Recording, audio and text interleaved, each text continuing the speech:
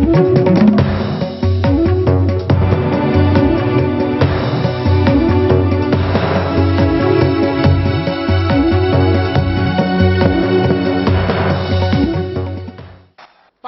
की अवाम, मैं आपको कहना चाहता हूं, हिंदुस्तान आपसे लड़ाई लड़ने को तैयार है। आओ, आओ, हिम्मत हो, आओ, हिम्मत हो तो लड़ाई उस बात की लड़े। आइए हम गरीबी को खत्म करने का काम करें, आप अपने देश में गरीबी को खत्म करने का काम करें, हम दोनों लड़ाई लड़े। देखते हैं सबसे पहले अपने देश की गरीबी कौन खत्म करता है। आओ, पाकिस्तान की आवाम इसको पसंद करेगी। नमस्कार, मैं रवीश कुमार। सबने प्रधानमंत्री के इस भाषण की तारीफ की थी, लेकिन जल्दी यह ऐतिहासिक भाषण भुला दिया गया। सर्जिकल स्ट्राइक को लेकर दोनों तरफ देशभक्ति और देशभक्ति के नाम पर उन्माद की ऐसी हवा बांधी गई कि सवाल करने वालों को सीधे गद्दार घोषित किया जा रहा है। कई जगहों पर स्ट्राइक की कामयाबी के राजनीतिक तेवरों वाले पोस्टर लगाए गए हैं। इन पोस्टरों के हवाले से स्ट्राइक के राजनीतिक इस्तेमाल पर बयानबाजी होने लगी है। हमारे सहयोगी अखिलेश शर्मा के अनुसार प्रधानमंत्री ने कहा है कि जो अधिकृत हैं वही सर्जिकल स्ट्राइक पर बयान दें, फालतू बयानबाजी ना हो। अखिलेश की खबर है कि सर्जिकल स्ट्राइक की कामयाबी पर रक्षा मंत्री मनोहर पर्रिकर का आगरा और लखनऊ में सम्मान किया जाएगा। फैसले के लिए पीएम और सेना को बधाई दी जाएगी। दोनों तरह की खबरें साथ साथ आती हैं। तीसरी खबर कमाल खान ने बताई है कि इस बार लखनऊ में आतंक का रावण बनेगा, जिसका दहन प्रधानमंत्री करने वाले हैं। प्रधानमंत्री मोदी ने केरल के भाषण में पाकिस्तान की जनता से गरीबी के खिलाफ जंग में आगे आने का आह्वान किया। आज पाकिस्तान की संसद में प्रधानमंत्री वहां के नवाज शरीफ ने कहा कि गरीबी की बात करते हैं और खेतों में टैंक भेज देते हैं। मीडिया ने 2-4 पाकिस्तानी कलाकारों को लेकर बहस पूरे देश पर थोप दी। इधर से कलाकार उधर भगाने की बात पर हंगामा होने लगा और उधर से टीवी के बक्से में पाकिस्तानी सेनाधिकारी बहस के लिए आने लगे। जमाने से जय जवान जय किसान की जोड़ी में ही हम किसान और सेना को देखते रहे हैं। ये तस्वीर पंजाब के साहिबान गांव के जसवंत सिंह की है। मंगलवार को अपने 5 साल के बेटे जसकर्ण को बाहों में भरकर नहर में कूद गया।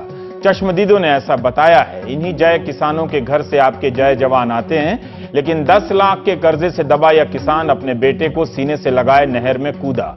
लाखों करोड़ का कर्ज उद्योग जगत के लोगों पर है। क्या आपने कभी सुना है कि इनमें से कोई अपने बेटे को सीने से लगाए नहर में कूद गया? सुना है तो वो जो भागा है, और भागा भी तो लंदन गया है। जसवंत की एक बेटी है जो स्कूल जाती है और पत्नी है। 1.5 एकड़ जमीन है। जय जवान का साथी जय किसान आत्महत्या कर रहा है। टीवी देशभक्ति पैदा करने के नाम पर कुछ लोगों को शत्रु बना रहा है और कुछ लोगों को देशभक्त। इसे रोकना ना तो मेरे बस में है ना आपके बस में। टीवी अब प्रोपेगेंडा मशीन है और आप उसके चारा। ऐसा नहीं है कि मीडिया में किसानों की आत्महत्या की खबरें नहीं आती रहती हैं, लेकिन जब जरूरत से ज्यादा टीवी पर गोली बंदूक चलाने की पुरानी रिकॉर्डिंग चलने लगे तो समस्या है। इस समस्या का एहसास तब होगा जब आप किसी समस्या से घिरे होंगे, आवाज लगाते रहेंगे कि मीडिया आएगा, मगर टीवी खोलेंगे तो वही गोली बंदूक चलाने की पुरानी रिकॉर्डिंग चल रही होगी हफ्तों और महीनों। गांव के ही लोग शहीद हो रहे हैं, गांव के ही लोग आत्महत्या कर रहे हैं, शहर के लोग युद्ध के नाम पर वीडियो गेम खेल रहे हैं। बहरहाल प्रधानमंत्री मोदी की इस बात को बहस के केंद्र में कैसे लाएं कि गरीबी कुपोषण के खिलाफ जंग हो, बातचीत का एक माहौल बने। पाकिस्तान के अखबार एक्सप्रेस ट्रिब्यून की खबर है 21 जून 2016 की। तब पाकिस्तान की गरीबी पर मल्टी डायमेंशनल रिपोर्ट प्रकाशित हुई थी, जिसके अनुसार दावा किया गया कि 2004 में 55% लोग गरीबी रेखा से नीचे थे वहां, लेकिन 2015 तक 29.5% ही गरीब रह गए। 10 में से 4 पाकिस्तानी अत्यंत गरीबी में रहते हैं, यानी 40% पाकिस्तानी गरीबी रेखा के नीचे हैं। बलूचिस्तान में सबसे अधिक लोग गरीब हैं और इसका एक जिला है किला अब्दुल्ला, जहां 97% लोग गरीब हैं। फाटा के इलाके में 4 में से 3 लोग गरीब हैं और सिंध की 43% आबादी अत्यंत ही गरीब मानी जाती है। उस रिपोर्ट के अनुसार पाकिस्तान में 60.6% आबादी के पास रसोई गैस तक नहीं है। 48.5% स्कूल की शिक्षा पूरी नहीं कर पाते बच्चे। 38% आबादी एक कमरे के मकान में रहती है। पाकिस्तान की आबादी 18-19 करोड़ बताई जाती है। भारत की तो 1 अरब से भी ज्यादा है और पाकिस्तान के 19 करोड़ में से 6 करोड़ लोग गरीब बताए जाते हैं। विश्व बैंक की बिल्कुल हाल फिलहाल की रिपोर्ट आई है, जिसके अनुसार भारत और पाकिस्तान दोनों के लिए गरीबी मिटाना एक चुनौती भरा काम है। इस रिपोर्ट के अनुसार पाकिस्तान उन देशों में आता है जहां गरीबों की आमदनी काफी तेजी से बढ़ रही है। भारत उन देशों में आता है जहां गरीबों की आमदनी औसत से भी कम रफ्तार से बढ़ रही है, जबकि भारत दुनिया की सबसे बढ़ती तेज गति से आगे चलती हुई अर्थव्यवस्थाओं में से एक है। यह सब विश्व बैंक की रिपोर्ट में है। इस रिपोर्ट के अनुसार कुछ क्षेत्रों में भारत पाकिस्तान से आगे है, तो कुछ में पाकिस्तान भारत से आगे। कई जगह दोनों बराबर बराबर से हैं। जैसे भारत में 21.9% आबादी गरीबी रेखा के नीचे है, तो पाकिस्तान में 29.5% की आबादी। विश्व बैंक का अपना पैमाना है, भारत का अपना पैमाना है, अन्य देशों का अपना अपना गरीबी का पैमाना होता है। फिर भी गरीबी हकीकत तो है ही। एक अजीब बात यह है कि नेता अपने आप को बचाए रखने के लिए, प्रासंगिक बनाए रखने के लिए हमेशा गरीबी की बात करते हैं। मीडिया नेता को बचाए रखने के लिए हमेशा गरीबी की बात नहीं करता है। विश्व बैंक ने अपनी रिपोर्ट में आशा व्यक्त की है कि बांग्लादेश अगर इसी तरह से आर्थिक सुधार के रास्ते पर चलता रहा तो 2030 तक गरीबी से मुक्त हो जाएगा। वैसे गरीबी से ना तो अमेरिका मुक्त हुआ है, ना ब्रिटेन। जीवन प्रत्याशा, लाइफ एक्सपेक्टेंसी यानी भारत में औसतन लोग 68 साल तक जीते हैं, जबकि पाकिस्तान में 66 साल तक। 2015 के आंकड़े के अनुसार भारत में 1000 बच्चों में से 37 से भी ज्यादा नवजात शिशुओं की मौत हो जाती है जन्म के समय, और पाकिस्तान में 1000 में से 65.8 नवजात शिशुओं की जन्म के समय मौत हो जाती है। कुपोषण के मामले में भारत पाकिस्तान से बेहतर है, लेकिन भारत में भी 15.2% लोग कुपोषण के शिकार हैं। जबकि आप जीडीपी के आधार पर तुलना करेंगे तो भारत का जीडीपी जो है 2.07 ट्रिलियन डॉलर की है, जबकि पाकिस्तान की जीडीपी 270 बिलियन। यहां हम खरबों में हैं, वो अरबों में है। परचेसिंग पावर यानी क्रय शक्ति के मामले में दोनों देश आसपास ही हैं। पाकिस्तान की प्रति व्यक्ति आय अमेरिकी डॉलर के अनुसार $4,450 है, तो जो कि भारत में प्रति व्यक्ति आय 4,735 अमेरिकी डॉलर। भारत में 100 में से 74 व्यक्ति के पास मोबाइल फोन है, पाकिस्तान में 73 व्यक्ति के पास मोबाइल फोन है। किस आधार पर मोबाइल फोन आजकल सूचकांक बनता जा रहा यह मुझे नहीं पता, लेकिन जिक्र करने में क्या हर्ज है। भारत और पाकिस्तान जब गरीबी से जंग करेंगे तब उन्हें सेना पर खर्च होने वाले बजट पर भी गौर करना होगा। भारत जीडीपी का 2.42% सुरक्षा पर खर्च करता है, तो पाकिस्तान 3.57%। बुधवार को स्वराज अभियान की याचिका पर सुप्रीम कोर्ट ने महाराष्ट्र में कुपोषण से होने वाली बच्चों की मौत के मामले में काफी सख्त टिप्पणी की। कोर्ट ने कहा कि आपको क्या लगता है, हम यहां मजे लेने के लिए बैठे हैं। कोर्ट की यह टिप्पणी बता रही है कि हताशा कितनी गहरी होती जा रही है। अच्छा है कुपोषण के शिकार लोग ट्विटर के टाइमलाइन पर नहीं हैं, वरना रोज रोज नेगेटिव बातों से मुल्क का मिजाज खराब कर देते हैं। सुप्रीम कोर्ट ने कहा है कि हमने मीडिया रिपोर्ट देखी है कि महाराष्ट्र में 500-600 बच्चों की कुपोषण से मौत हुई है। आपको लगता है कि बड़ी जनसंख्या वाले देश में कुछ लोगों के कुपोषण से मरने पर कोई फर्क नहीं पड़ता है। पाकिस्तान के डॉन अखबार की अक्टूबर 2015 की खबर है कि सिंध प्रांत के एक जिले में 143 बच्चे कुपोषण से मर गए। इसी अखबार की फरवरी 2016 की खबर है उसी जगह से कि 4 महीने के भीतर कुपोषण के शिकार 2599 बच्चे अस्पतालों में दाखिल किए गए। दुनिया भर में आर्थिक अंतर बढ़ता जा रहा है, असमानता बढ़ती जा रही है। 1% लोगों के कब्जे में आधी दुनिया के बराबर की संपत्ति आ गई है। गरीबी से असली लड़ाई तो उन 1% अमीरों से होनी चाहिए, लेकिन फिर भी जब बात हो गई है तो इस हंगामे में क्या जोखिम उठाया जा सकता है कि भारत और पाकिस्तान मिलकर गरीबी से जंग का ऐलान कर दें और प्राइम टाइम में बात करें कि किस तरह से वो ऐलान हो। तो हर्षमंदर साहब हैं हमारे साथ अहमदाबाद से, और इदी साहब हैं हमारे साथ पाकिस्तान से, कराची से। आप दोनों का बहुत बहुत स्वागत। इदी साहब, मैं आपसे ही जानना चाहता हूं कि आमतौर पर जब मैं पाकिस्तान के अखबारों को देख रहा था तो बहुत कम घटनाएं ऐसे गरीबी की रिपोर्ट की गई हैं, जितनी मैं देख पाया कम समय में। मैं ये जानना चाहता हूं कि अगर दोनों मुल्कों को प्रधानमंत्री के आह्वान के अनुसार गरीबी के खिलाफ आवाम को अगर एकजुट किया जाए तो आपके हिसाब से आपके मुल्क में ये सब मुद्दे किस तरह से उठते हैं और किस तरह का जनमत इनके आसपास बनता है, अगर आप उसकी तस्वीर पेश कर सकें तो हमें भी आइडिया हो, फिर हम हर्षमंदर साहब से भी बात करेंगे। बहुत बहुत शुक्रिया आपका रवीश कुमार साहब, आपने मुझे मौका दिया इस प्रोग्राम में आने का। देखें, गुर्बत एक ऐसा इशू है दोनों ममालिक, बल्कि साउथ एशिया के तकरीबन तमाम ममालिक के अंदर, और यहाँ पे जो गुर्बत की जो सतह है वो इतनी इंतहाई इंतहाई जो है वो पस्त है कि हमें सर्विसेज सेक्टर से गवर्नमेंट सेक्टर में जो सर्विसेज सेक्टर हैं वो इंतहाई वीक हैं, कमज़ोर हैं और जितना आप रूरल एरिया के अंदर जाएंगे उतना ही ज़्यादा कमज़ोर हैं। सिटीज़ में अभी भी कुछ जो है वो सर्विसेज मिल जाती हैं, लेकिन रूरल सेक्टर में जाते हैं तो बिल्कुल ही इंतहाई कमज़ोर होता है और लोगों का सारा ध्यान जो सर्विसेज सेक्टर से, जो हेल्थ की, एजुकेशन के लिए जो है वो शहरों की तरफ रुजू करते हैं। और हमारा इंफ्रास्ट्रक्चर पाकिस्तान का और इवन इंडिया का भी जो हम मीडिया में देखते हैं और जो रिपोर्टें पढ़ते हैं साफ की और दूसरी जो रिपोर्टें आती हैं सर्विस सेक्टर की, तो हमें इंतहाई दुख होता है कि हम आज इतने 21वीं सदी में जब अमेरिका जो है वो मार्स और दूसरी जगहों पे लैंडिंग कर रहा है और इनकी एक 5% आबादी जो है वो दुनिया के जो है वो मेजॉरिटी रिसोर्सेज को जो है वो एंजॉय करते हैं और हम जो है वो अपने रिसोर्सेज जो है वो जनरेट नहीं करते हैं। हम अपनी चीज़ों को जो है वो, हमारी तरजीहात जो है वो हथियारों की तरफ है, जंगी जुनून हम फैलाते हैं अपने मीडिया के अंदर और इनसे जो है वो सियासतदानों का इंटरेस्ट जुड़ा हुआ होता है, उनको कमीशन मिलता है हथियार खरीदने से, उनको जो है वो और फिर जो नेशनल सिक्योरिटी की वजह से हम इन्वेस्टिगेशन नहीं कर सकते, कोई जो है वो पूछ नहीं सकता कि कौन सी चीज़ कितने में खरीदी गई। तो ये जो है वो ये धंधा जो है वो ये पाकिस्तान इंडिया जब से बने ये शुरू है और इसको जब तक हम लोग मिल के नहीं रोकेंगे ये चलता ही रहेगा और हमें आपस में मिल के आखिर में ये फैसला करना ही होगा कि हमारी आपस की दुश्मनियां ख़त्म करें और जो हमारे मसाइल हैं जिसमें गुर्बत है, बेरोज़गारी अनएम्प्लॉयमेंट है और जो बहुत सारी सिक्योरिटी के इश्यूज़ हैं, एक दूसरे के मिलिटेंट्स को सपोर्ट करना और उनके ज़रिए जो है वो पॉलिटिक्स करना, इससे बहुत ही नुकसान होता है। और हकीकी जो असल इश्यूज़ हैं, जो रियल इश्यूज़ हैं, जो हम सब फेस करते हैं, उनको कोई भी डिस्कस करने के लिए तैयार नहीं, क्योंकि उस पर पैसा खर्च होना है और जब पैसा खर्च उन पर होता है, लोग डिमांड करते हैं, तो इनकी जो है वो दुकानें बंद होती हैं। और जो है वो बहुत सारे मगरिबी ममालिक की जो है वो शुरू से कोशिशें रही हैं कि दुनिया के अंदर जो इश्यूज़ हैं, जो पॉलिटिकल इश्यूज़ हैं, उनको हाईलाइट किया जाए और ऐसे इश्यूज़ रखे जाएं ताकि जो है वो उनको असला बेचने का जो है वो जवाज़ मिलता रहे और ये हमेशा से जो है वो इस तरह की हरकतें करते रहे हैं।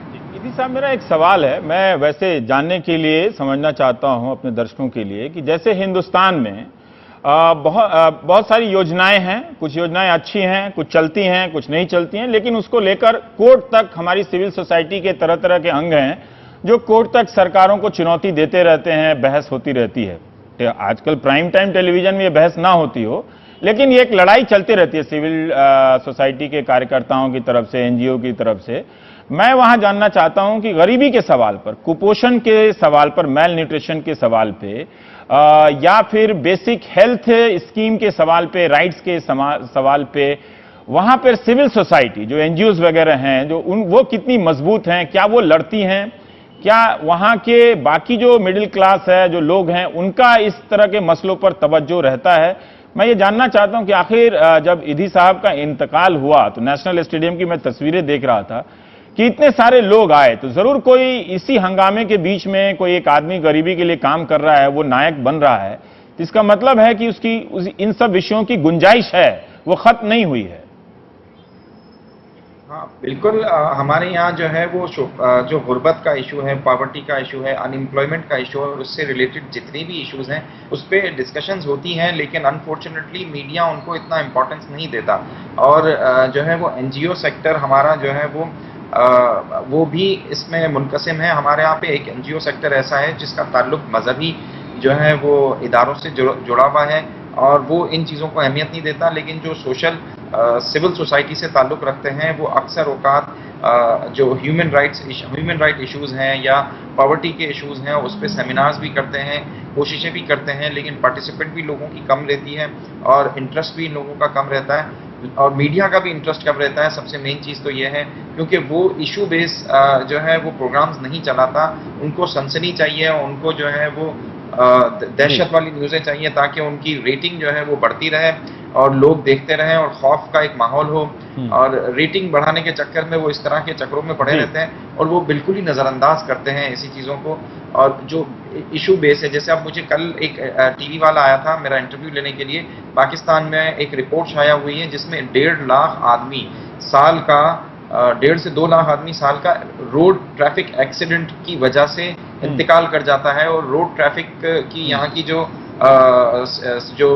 सेफ्टी है, सिक्योरिटी सेफ्टी जो है वो इतनी निगलेक्टेड है, और इतने ब्लैक स्पॉट्स और ब्लैक कॉरिडोर्स हैं जहाँ पे सबसे ज्यादा एक्सीडेंट्स होते हैं और इनकी हलाकतें इतनी ज्यादा होती हैं। तो वो यही डिस्कस कर रहा था कि हमारे यहाँ पे लाखों की तादाद में इसमें मरते जा रहे हैं, उस पर कोई नहीं ध्यान देता, और दूसरे जो इश्यूज हैं उस पर जो है वो बहुत ज्यादा ध्यान दिया जाता है, जिसमें ना कोई हलाकतें हैं ना कोई दूसरी चीजें हैं, बस जो है वो लोगों को डराना और इस तरह की चीजें जो है वो सनसनीखेज। और अब मैं थोड़ा हर्षमंदर साहब के साथ पास जाना चाहता हूं। एक बात आपने कही फैसल साहब की, वहां रोड एक्सीडेंट, भारत में भी लाखों लोग रोड एक्सीडेंट से मरते हैं, और अभी केंद्र सरकार ने एक कानून बनाया है जिसमें कुछ सजाओं को सख्त किया गया है, लेकिन उसमें बहुत सारे कैंपेनिंग चल रहे हैं।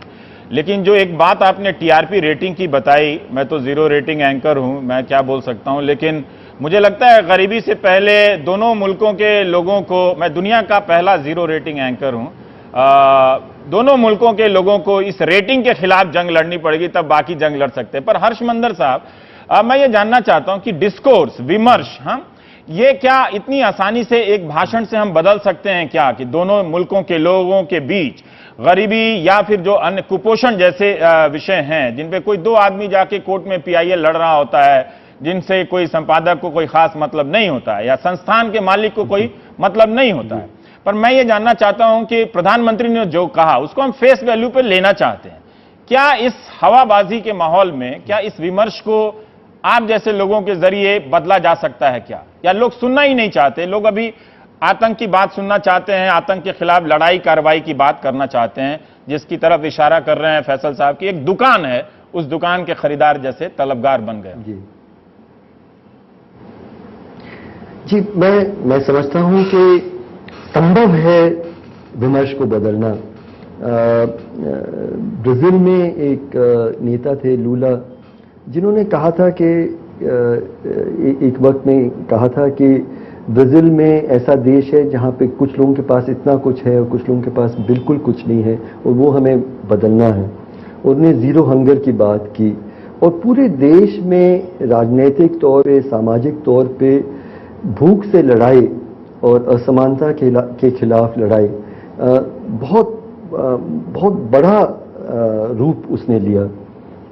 तो अगर हमारे राजनेता चाहते हैं तो माहौल और विमर्श बदल सकता है। तो मुझे नहीं लगता है कि मतलब एक भाषण से ये, और भाषण में कई चीज़ें कही जाती हैं कभी कभी, लेकिन एक भाषण से जो आज की सच्चाई है हिंदुस्तान की, मैं मानता हूं कि जो देश की असमानता है उससे मुझे बहुत चिंता है, लेकिन इस असमानता और जो शोषण है, जो अभाव है, उससे बहुत ज़्यादा मुझे चिंता इस बात की होती है कि उसके बारे में जो मध्यम वर्ग है, जो लोगों के पास साधन हैं, उनके दिल में ज़रा सा भी दर्द नहीं है, मतलब किसी को एक उत्पीड़न नहीं है, एक lack of any kind of outrage मैं देखता हूँ, एक इंडिफरेंस, मतलब हमें कोई फर्क नहीं पड़ता। हम लोग रोज सड़कों पे निकलते हैं अपने शहरों में, और गरीबी अपने आंखों से रोज देखते हैं। मतलब दिल्ली में ही 50,000 बच्चे कम से कम सड़क पे सोते हैं। रात सर्दियों में जो ठंड पड़ती है, उस सर्दी में वो बच्चे अकेले सोते हैं, रात में उनके साथ बलात्कार होता है, कचरे के ढेर में वो जाके अपना खाना चुनते हैं। हम रोज अपनी आंखों से देखते हैं, लेकिन हमने एक सीख लिया है यहाँ हमारे मध्यम वर्ग में और हमारे सरकार में जो बैठे लोगों ने, कि हम देखें और अपना चेहरा दूसरी तरफ करें, हमें कोई उससे हम विचलित नहीं होते हैं। और यही चीज़ मुझे लगता है कि फिल्मों में, आप टेलीविजन में देखें, कम से कम 1950 के फिल्मों में गरीब लोग होते थे जो नायक होते थे, जो किसान अपने ज़मीन के लिए लड़ रहे हैं, बेघर लोग सड़कों पे सो रहे हैं। ये सब लोग एक तरह से ओझल हो गए हैं हमारे आज के।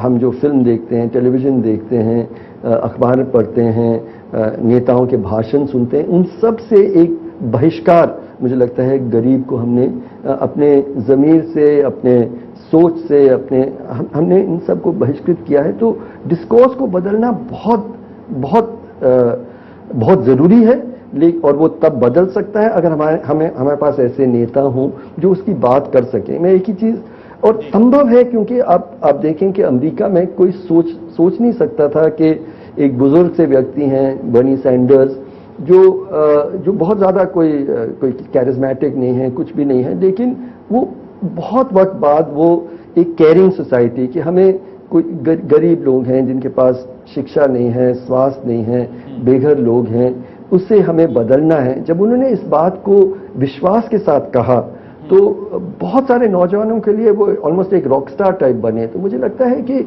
हमें एक नया नेतृत्व, एक नया सोच दोनों देशों में लाना जरूरी है, जहाँ पे संवेदना की बात हो, कंपैशन की बात हो। संविधान में एक्चुअली फ्रेटर्निटी के लिए हिंदी में बंधुता शब्द कहा गया है, और मुझे बहुत खूबसूरत शब्द लग जाता है। एक बंधुता की भावना, जब कोई जो बच्चा बाहर सड़क पे सोया है उसके प्रति एक बंधुता हो तो बदलाव हो सकता है। हर्ष साहब, मैं एक आपसे बुनियादी सवाल करना चाहता हूं, बहुत ही बुनियादी। बहुत सारे लोग जो दर्शक हैं वो गरीबी सुनते हैं, इस शब्द को सुनते हैं, देखते भी हैं, लेकिन क्या आप बता सकते हैं कि दरअसल वो गरीबी को नहीं जानते, वो गरीबी कुछ और है? क्या आप उसका कुछ चित्रण कर सकते हैं जिससे लोगों को, दर्शकों को, बहुत सारे नौजवान बच्चे होते हैं, उनकी कोई गलती नहीं है, हाउसिंग सोसाइटी में ही स्टिल्ट एरिया में खेलते खेलते बड़े हुए हैं, उनको आप कुछ आइडिया दे सकते हैं कि जब हम गरीबी कहते हैं, जब आप कहते हैं तो उसका मतलब क्या है, कौन है? नहीं, बिल्कुल, और आपने बहुत ही ज़रूरी सवाल कहा, क्योंकि मुझे लगता है कि गरीब को हम एक आंकड़ा समझ लेते हैं, एक समस्या जिसका हल ढूंढना है। इंसान हैं जो उससे गुजर रहे हैं वो हम भूल जाते हैं, और हम जैसे ही इंसान हैं, हम जैसे ही उनके दिल में दर्द है, उनके मन में आकांक्षाएं हैं, ये हम भूल जाते हैं। मैं एक दो चीज़ें उदाहरण के तौर पे, कुछ मुसहर बहनों के साथ कुछ वर्ष पहले मेरी बातचीत हो रही थी, और उन्होंने कहा कि कई चीज़ों के बारे में बात कर रहे थे। फिर उन्होंने कहा कि आप जानते हैं कि सबसे मुश्किल शिक्षा जो हमें अपने बच्चों को देना पड़ता है वो क्या है? तो मैंने कहा क्या? तो उन्होंने कहा कि भूखा कैसे सोया जाए उसकी शिक्षा हमें अपने बच्चों को देना पड़ता है। फिर मैं अपनी बेटी के बारे में सोचने लगा कि क्या जिंदगी मुझे क्या दिखती है अगर मुझे वो शिक्षा अपनी बेटी को देना पड़ता। फिर वो बताए कि कई दिन ऐसे होते हैं जहाँ पे एक दाना अनाज घर में नहीं है, तो पूरा परिवार अनाज को ढूंढने निकलता है, और कहाँ उनको मिलता है, और ये यकीन नहीं आएगा आपके दर्शकों को। उन्होंने कहा कि जो गोबर में अधपका जो दाने हैं वहाँ से हम निकालते हैं, किसान ने जो फसल काटा है उसमें कुछ दाने गिरे वो हम इकट्ठा करते हैं, फिर हम उसको रात को, अगर पूरा परिवार ने शायद एक मुट्ठी भर अनाज ढूंढा हो, फिर हम उसको पकाते हैं, फिर खाते हैं, और बच्चा का पेट खाली है तब हम उसको समझाते हैं कि बेटे आपको सीखना पड़ेगा ज़िंदगी में। और मैं क्योंकि सुप्रीम कोर्ट का कमिश्नर हूँ भूख के विषय में, मैं देश भर में मैंने इतना भूख देखा है कि कई जिंदगियों के लिए वो बहुत ज़्यादा हो जाएगा। और थोड़ा बदलाव आया है। मैं इन एरियाज में जहाँ पे रिसेंटली सहरिया जाति में, जनजाति में मैं जाता रहता हूँ, तो 10 साल पहले मैं जाता था तो बच्चे बताते हैं कि महीने में 10 या 15 दिन हमें भूखा सोना पड़ता है। अब मैं रिसेंटली गया था तो बच्चे बता रहे थे कि 5 दिन हमें भूखा सोना पड़ता है। और भूख में क्या तड़प होती है। एक चीज़ और मैं सिर्फ उदाहरण के तौर पे कहना चाहता हूँ, हमने एक शोध किया कि भूख से आखिर इंसान कैसे जूझता है, और 23 करोड़ लोग अगर भूखे सोते हैं तो उनकी ज़िंदगी क्या है। तो हमने देखा कि लोग बता 3 किस्म के तरीके हैं। एक के हम अपने शरीर को सिखाते हैं कि नहीं 3 बार हमें खाना नहीं है, 2 बार खाना है, 2 बार नहीं हमें 1 बार खाना है। फिर एक दूसरी चीज़ हम सीखते हैं कि पूरे वातावरण से वो चीज़ें ढूंढते हैं, जैसे कोई पत्ता हो जिसको आप खाएं तो आपको भूख नहीं लगे, आपका मतलब कड़वा होता है, कभी जहरीला होता है, आप आम के गुठलियों को आप खा लेते हैं, किसी तरह से वो मुफ्त है और भूख मिट जाती है। और तीसरी चीज़, आप किसी तरह से हमें जीना है तो डेस्परेट चॉइसेस जिसमें कहता हूँ मैं अपने बच्चे को 6 साल की उम्र में काम पे भेज देता हूँ, बंधवा कर देता हूँ, कभी कभी बच्चे को बेच देते हैं। तो इस तरह ये है भूख की जिंदगी। पर हर्ष साहब, एक सवाल मैं आपसे जानना चाहता हूं, फिर इसी सवाल का जवाब मैं फैसल साहब से चाहता हूं कि आपने कहा कि एक राजनीतिक बदलाव की जरूरत है। हम सरकार को, कोई भी सरकार होती है तो हम उसको जरूर टारगेट पे लेते हैं और सवाल करते हैं, और बिल्कुल पहले तो उसी को सवाल करना चाहिए। लेकिन विपक्ष के जो भी नेता होते हैं वो भी गरीबी या कुपोषण के सवाल को छोड़ देते हैं, यानी कि या तो उनकी साख इतनी कमजोर हो गई है, वो भी उसको उठाते नहीं हैं, मतलब उसका फायदा जरूर उठाते हैं, वो भी नहीं। तो आपको लगता है कि इस मिडिल क्लास, एक तरह से इस टेलीवाइज्ड वर्ल्ड में, दुनिया में जहां टेलीविजन का इतना प्रकोप है, अब कोई गरीब तबके से कोई नेता बन पाएगा? गरीबी की बात करनी तो दूर है, कोई नेता बन पाएगा क्या? अगर आप संसद का ही प्रोफाइल देखिए तो वहां करोड़पति लोग, चंद परिवारों के लोगों का इस तरह से एक गिरोह बनता जा रहा है, उनकी दखलंदाजी बढ़ रही है। तो गरीब आदमी तो इस महंगे चुनाव में कोई नेता नहीं बन सकता, तो अब तो गरीबों का नेता मिलेगा ही नहीं इस देश में। एक्चुअली ये भी बदला है और हमारी कल्पना भी, एक अच्छी सरकार की कल्पना भी बदल गई है। मैं आईएएस में 1980 में जब आया था तो कम से कम थियरी में ये माना जाता, हम सब मानते थे कि सरकार की प्राथमिक जिम्मेदारी देश की गरीब, कमजोर, माइनॉरिटी, दलित, महिला, इनके प्रति देश की प्राथमिक जिम्मेदारी है। जो सरकार की प्राथमिक जिम्मेदारी है, सरकार क्या करती है वो अलग थी, लेकिन जिम्मेदारी कम से कम एक सिद्धांत के तौर पे क्लियर था। 1990 के बाद हमारी कल्पना बदल गई। आज हम जब गुड गवर्नेंस की बात करते हैं, अच्छे सरकार की बात करते हैं, तो हमारी कल्पना है कि वो सरकार सबसे बेहतर है जो बड़े उद्योगपतियों के लिए सबसे अच्छा काम करती है। तो ये एक बहुत विचित्र कल्पना में परिवर्तन ये पूरी दुनिया में हुआ है। तो सरकार, जब हम कहते हैं कौन सी सबसे अच्छी सरकार है, जहां पे बिजनेस सबसे खुश है, जहां पे ग्रोथ सबसे ज्यादा हो रहा है, और हमें कहा जा रहा है कि जहां बिजनेस खुश होगा वहां पे गरीब को भी अल्टीमेटली उसका फायदा होगा। कम से कम अब ये 25 सालों के बाद ये बहुत साफ है कि ये नहीं होने वाला है। आप एक तबका बहुत अमीर हो जाएगा, लेकिन एक तबके को आज भी मतलब आप अस्पताल में जाते हैं, आपके पास पैसा नहीं हो तो आप मर जाते हैं, ये स्थिति नहीं बदली है।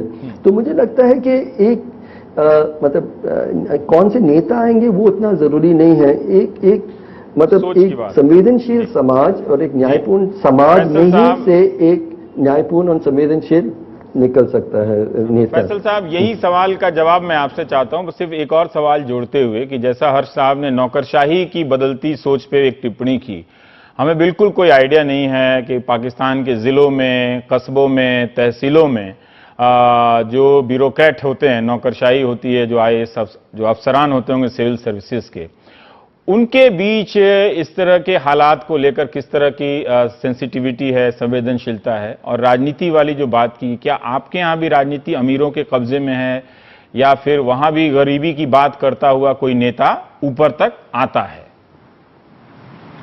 देखिए, पाकिस्तान के अंदर जो जमहूरियत है वो सरमायादाराना जमहूरियत है। उसको सरमायादाराना जमहूरियत में इसलिए कहूँगा कि इसमें सिर्फ और सिर्फ वो लोग ही पार्टिसिपेट कर सकते हैं जो कि एक अमीर तबके से ताल्लुक़ रखते हैं, क्योंकि एक इलेक्शन, चाहे वो एमपीए का हो, मतलब प्रोविंशियल असम्बली का हो या नेशनल असम्बली का हो, आपको लड़ने के लिए कम से कम भी 5 से 10 करोड़ रुपया खर्च करना पड़ता है। और आपके ऊपर जो कैंडिडेट, आप जिन पार्टियों से कैंडिडेट बनते हैं, वो भी आपके ऊपर पैसा लगाते हैं करोड़ों की तादाद में। जब वो करोड़ों की तादाद में पैसा लगता है तो इसमें मुझे नहीं लगता कि गरीब, कोई किसान या कोई मजदूर जो है वो इस अपने मसाइल को लेते हुए इलेक्शन में हिस्सा ले सके और इस इलेक्शन का हिस्सा बन सके, क्योंकि हर चीज़ इतनी महंगी होती जा रही है।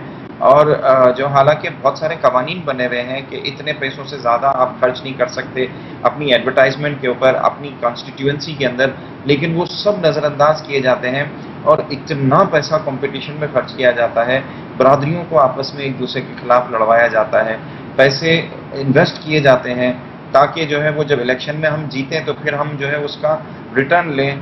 और रिटर्न आपको भी पता है, हमें भी पता है कि जब वो 10-10, 20-20 करोड़ रुपए लगाते हैं इलेक्शनों में जीतने के लिए, तो फिर वो रिटर्न इनका किस तरीके से आता होगा और वो उनकी प्रायोरिटीज़ क्या होंगी, ना ही जो है वो आवाम के मसाइल इनके प्रायोरिटीज़ होती हैं। ब्यूरोक्रेसी जो है वो आप जिस ब्यूरोक्रेसी की बात कर रहे हैं, चाहे वो उस मुल्क की हो या इस मुल्क की हो, वो सुकून से बैठी हुई है, उसको दिलचस्पी नहीं है, हुकूमतें बदलती रहती हैं, वो परमानेंट हैं, उनको उनकी भी प्रायोरिटीज जो है वो मुख्तलिफ हैं, और वो हर आने वाली हुकूमत की जो है वो समझ लें कि उनको फैसिलिटेट करते हैं और अपना हिस्सा लेते हैं। ईदी साहब, हम थोड़ा सा जानना चाहते हैं कि जैसे अभी दोनों जगहों पे कहीं ना कहीं किसी न किसी स्तर पे सुधार भी आ रही होगी स्थिति में, तो थोड़ा मैं जानना चाहता हूं कि ऐसे बाहर यहां से बैठकर मीडिया की रिपोर्ट से पढ़ के लगता है कि वहां की सरकार के पास सिर्फ कश्मीर एजेंडा है, आतंकवाद है, सेना है, ये तीन चीजों की। और आपने एक इशारा किया कि जो धार्मिक एनजीओ हैं, जो एक तरह से और भी कई लेखों में पढ़ रहा था कि किस तरह से एक धर्म का राजनीतिकरण हो रहा है और राजनीति का धार्मिकरण हो रहा है। लेकिन मैं ये जानना चाहता हूं, इन सब के बीच कोई अगर निकलकर पाकिस्तान जैसे समाज में, मुझे मालूम नहीं कि उसका समाज कैसा है, सब मीडिया के जरिए जानता हूं, आप जैसे लोग जब काम करते हैं तो उसकी सोशल एक्सेप्टेबिलिटी कितनी होती है, कितना आसान होता है, कितना मुश्किल होता है? देखिए, हम जब काम करते हैं तो हमें बहुत सारी चीज़ों पे खामोश होना पड़ता है। हमारे यहाँ पे एक्सेप्टेंस बहुत सारी जगहों पे नहीं है। हमें कुछ इश्यूज़ में जो है वो खामोशी इख्तियार करनी पड़ती है, क्योंकि कुछ इश्यूज़ में जो है वो पॉलिटिशियंस जो हैं वो नाराज़ होते हैं, कुछ इश्यूज़ पे जो है वो स्टेट के जो ऑफिसर्स होते हैं वो नाराज़ होते हैं, और उनकी नाराज़गियाँ जो है वो ऐसी होती हैं जिनका कोई आवाम से वास्ता नहीं है। वो कहते हैं खामोश रहो, चुप रहो, और आपके बोलने से जो है वो कुछ नहीं होना, लोग हमें ही वोट देंगे, कुछ भी हो जाए। और एक ऐसा जो है वो सिस्टम चल पड़ा है हमारे ममालिक के अंदर, दोनों ममालिक, साउथ एशिया पूरा जो है वो इसी जो है वो मसाइल का शिकार है। और हम सबको जो है वो मिलके इसको सोचना होगा कि इस सरमायादाराना जमहूरियत हो या जो भी डिक्टेटरशिप आती है, और उस डिक्टेटरशिप के भी जो मकासद होते हैं उनको भी जो है वो भी अवामी मकासद नहीं होते हैं। उनसे जो है वो कभी भी किसी डिक्टेटरशिप के अंदर हमारे भी जो है वो अवामी हालात बेहतर नहीं हुए। आज तक हमारी मेजॉरिटी जो है वो बच्चों की स्कूल नहीं जा सकती। हमारे अस्पतालों की ऐसी हालत है कि लोग इलाज जो है वो नहीं कर पाते। पुलिस थानों में लोग इंसाफ के लिए जाने से डरते हैं, क्योंकि जो थाना चले जाएं तो वो पुलिस की पैदागिरी शुरू हो जाती है, और पुलिस वाले बहुत खुश होते हैं कि केस आया, और जो है वो अक्यूज्ड अगर है उसमें 3 होंगे तो वो 13 आदमियों को उठाते हैं और बाकी 10 आदमियों से जो है वो पैसे और तोड़ जोड़ करते हैं, उनको छोड़ते हैं। और ऐसा एक करप्शन वाला माहौल और सिस्टम बन गया है कि कोई सुनने के लिए तैयार नहीं, कोई मानने के लिए तैयार नहीं कि कुछ गलत हो रहा है। और ऐसी हालात यहाँ भी है, यहाँ भी थाने में लोगों की मौत हो जाती है, यहाँ भी पुलिस के तरह तरह के आरोप लगते हैं। जो आप बता रहे हैं उससे लगता है कि भारत और पाकिस्तान दो अलग अलग नाम है, काम दोनों जगहों पर एक ही हो रहा है। मतलब एक ही तरह से हो रहा है। मतलब आपको आपकी नाम की जगह ईदी की जगह अगर मैं हर्षमंदर कर दूं और हर्षमंदर साहब के नीचे अगर मैं फैसल ईदी लिख दूं तो बातों में कोई फर्क नहीं है, और मैं अपने आप को अमेरिकन बता दूं तो भी कोई फर्क नहीं है। रवीश भाई, बाहर आपकी एक न्यूज आई थी, हमने आपकी न्यूज़ें हमारे मुल्क में भी चलती हैं और छपती हैं, और हमारी न्यूज़ें आपके मुल्कों में भी छपती हैं। अब मीडिया बहुत ओपन है, इंटरनेशनल मीडिया है, सोशल मीडिया को कोई नहीं रोक सकता। पिछले दिनों एक न्यूज आई थी कि आपके बिहार के अंदर एक आदमी अपनी पत्नी, अपनी बीवी की लाश को अपने कंधे पे रख के अपनी बच्ची के साथ 15-20 किलोमीटर पैदल चल के गया। उड़ीसा, हाँ उड़ीसा में नहीं की भी, हाँ उसका तो कई राज्यों से खबरें आ रही हैं। जी, मतलब ये कि और सिचुएशन इस तरह की हमारे पास भी है, ऐसा नहीं है कि हम बहुत अच्छे हैं। ये चीजें जो है वो हमारे लिए बहुत बड़ी शर्मिंदगी का बाइस है कि हम इतने महंगे हथियारों की जब बात करते हैं। फैसल साहब, अब मुझे रोकना पड़ेगा, और हर्ष साहब हर्ष साहब जानते हैं कि मैं कई दिनों से इस कार्यक्रम को करने का प्रयास कर रहा था, लेकिन हंगामा इतना हो जाता है कि फैसला करना बड़ा मुश्किल हो जाता है। जो एक तरह से हवा बांधी जाती है और जो तूफान गर्म हवा चलती है उसमें खड़ा होकर ये तय करना कि हम गरीबी की बात करेंगे, इतना आसान नहीं होता है। और इसीलिए तो जीरो टीआरपी है ना। तो ब्रेक के बाद हम कुछ और बात करेंगे। आप लोगों का बहुत बहुत शुक्रिया। आप लोगों से बात करते हुए एक चीज मुझे एहसास हुआ कि गरीबी की बात करेंगे तो लड़ाई नहीं होगी। आप लोग लड़ाई नहीं कर पाए क्योंकि पता चला कि दोनों एक ही जैसे हैं। तो हम ब्रेक लेते हैं। आप लोगों का बहुत बहुत शुक्रिया। Thank you.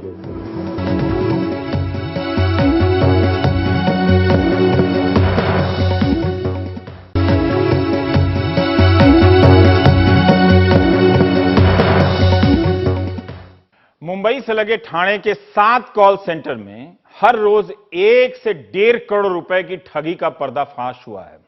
In call centres के जरिए करीब 800 कर्मचारी अमेरिका में बैठे लोगों को कई साल से झूठ बोलकर ठग रहे थे। ठाणे पुलिस ने एक छापे में 70 लोगों को गिरफ्तार किया है और 500 से ज्यादा लोगों को आरोपी बनाया है। इस गोरख धंधे का मास्टरमाइंड अमेरिका में है, जो अभी पुलिस के हाथ नहीं आया है। Ma'am, the reason behind this call is to take down your criminal attorney information, as there is a lawsuit filed under your name regarding tax evasion or tax fraud. इस कॉल सेंटर में रोज होता था करोड़ों का खेल, वो भी सिर्फ फोन पर। ठाणे पुलिस का दावा है कि अमेरिका में बैठा मास्टरमाइंड इस खेल का कप्तान था। अमेरिका से ही वो लोगों के नंबर काशी मीरा के कॉल सेंटर में भेजता था, जिसके बाद कॉल सेंटर में काम करने वाले साधारण से दिखने वाले ये युवक उन्हें फर्जी कहानी सुनाते। बातचीत का ढंग, लहजा सब अलग, बिल्कुल किसी अमेरिकी सरीखा।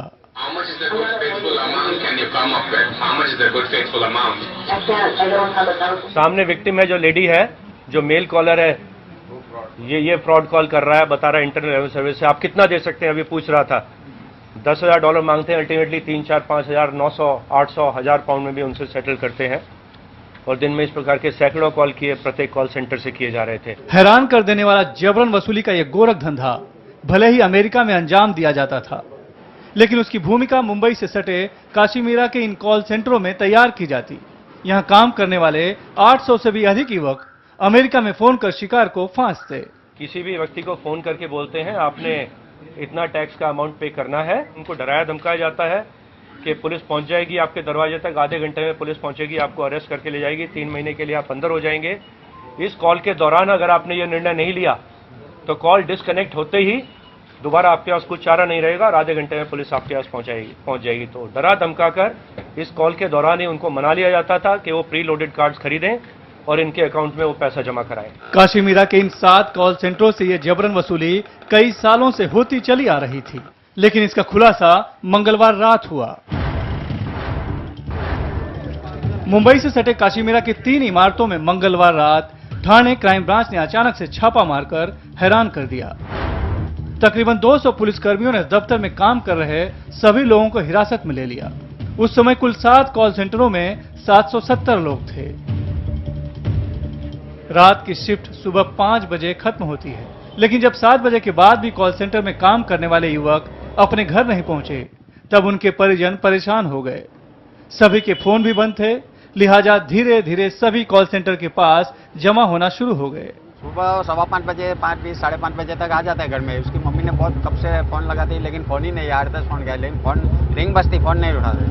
फिर मैंने इनको फोन किया, बोला तेरा बच्चा है क्या, लड़का? बोलता नहीं, हमारा भी नहीं आया है। जैसे अपने वहाँ कैसा रिकवरी एजेंसी होती है, वैसा अमेरिका में, लंदन में भी रिकवरी एजेंसी होती है, वहाँ महंगा पड़ता है। तो यहाँ पे से वो लोग कॉल सेंटर चलाते हैं और हम लोग वहाँ की गाड़ियों का, क्रेडिट कार्ड का रिकवरी करते हैं। उसकी एजेंसी है। तो अपने बच्चे लोग तो इनोसेंट है, उन लोग ने अपने अप्लाई करके नौकरी पे आए। कितने दिन पहले नौकरी लगी थी? 10-15 दिन हुआ। कितनी सैलरी बोली थी लोग ने? ये लोग शुरू 18,000 से करते हैं। 10 बजे के बाद कुछ युवकों को बाहर निकलने का मौका मिला। जिनके अपने बाहर आ गए, उन्होंने तो राहत की सांस ली, लेकिन मीडिया के सवालों से बचते रहे। दूसरी तरफ उन लोगों के रिश्तेदार बाहर भटकते नजर आए, जिनके परिजन इमारत के बाहर नहीं आ पाए। दोपहर 12 बजे के बाद 70 लोगों को गिरफ्तार कर लिया गया। पुलिस वैन में कंप्यूटर, हार्ड डिस्क, फाइलों के साथ आरोपियों को भी भरकर ठाणे ले जाया गया, लेकिन कईयों को बाद में पूछताछ के लिए हाजिर रहने की हिदायत के साथ छोड़ भी दिया गया। हाँ, मेरा बेटा था काम करने में। उससे पूछताछ किया? हाँ, पूछताछ की, अभी वापस बुलाया है ना, सबको बुलाया है थाना यूनिट नंबर 1 में।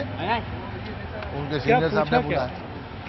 यहाँ कब से काम कर रहे हैं, क्या कर रहे हैं, वही पूछा है और सबको छोड़ा और स्टेटमेंट के लिए बुलाया है थाना क्राइम यूनिट। मतलब अभी बयान लेने के बाद जाने दिया है, तो बुलाया। बाद में फिर से बुलाया, मंडे फ्राइडे के दिन बुलाया। पुलिस के मुताबिक एक कॉल सेंटर में दिन में 1 से 1.5 करोड़ का ट्रांजैक्शन होता था और वसूली के अनुपात में कॉल सेंटर कर्मचारियों को इंसेंटिव भी दिया जाता था। पुलिस का दावा है कि आरोपी अब तक तकरीबन 36 मिलियन अमेरिकी डॉलर की अवैध वसूली कर चुके हैं। जो वहाँ काम कर रहे थे उसमें से 72 लोगों को जाने दिया गया है, 70 लोगों को अरेस्ट कर लिया है। 72 ऐसे थे जो इनोसेंट थे, जिनकी अभी ट्रेनिंग चल रही थी, और 630 ऐसे हैं जिनको, जो हमारे आरोपी हैं, और उनको इन्वेस्टिगेशन के दौरान बुलाया जाएगा, उनका रोल वेरीफाई किया जाएगा और अगर उनके खिलाफ एविडेंस मिलती है, जैसा मैंने बताया कि एविडेंस है, तो हर एक का रोल वेरीफाई किया जाएगा और उस हिसाब से हम निर्णय लेंगे कि वो हमारा विटनेस है या इस केस में वो आरोपी रहने वाला है। मुंबई ही नहीं, पूरे हिंदुस्तान में कॉल सेंटर रोजगार का एक बड़ा जरिया है। सिर्फ 10वीं और 12वीं पास लेकिन फर्राटेदार अंग्रेजी बोलने वाले युवक बड़ी संख्या में इन कॉल सेंटरों में काम कर अपना जीवन यापन करते हैं। लेकिन काशी मीरा के इन कॉल सेंटरों के इस फर्जीवाड़े के बाद अब उनके परिजनों के मन में भी डर घर कर गया है। काशी मीरा से कैमरा में विनायक पार्कर के साथ सुनील सिंह, NDTV इंडिया के लिए।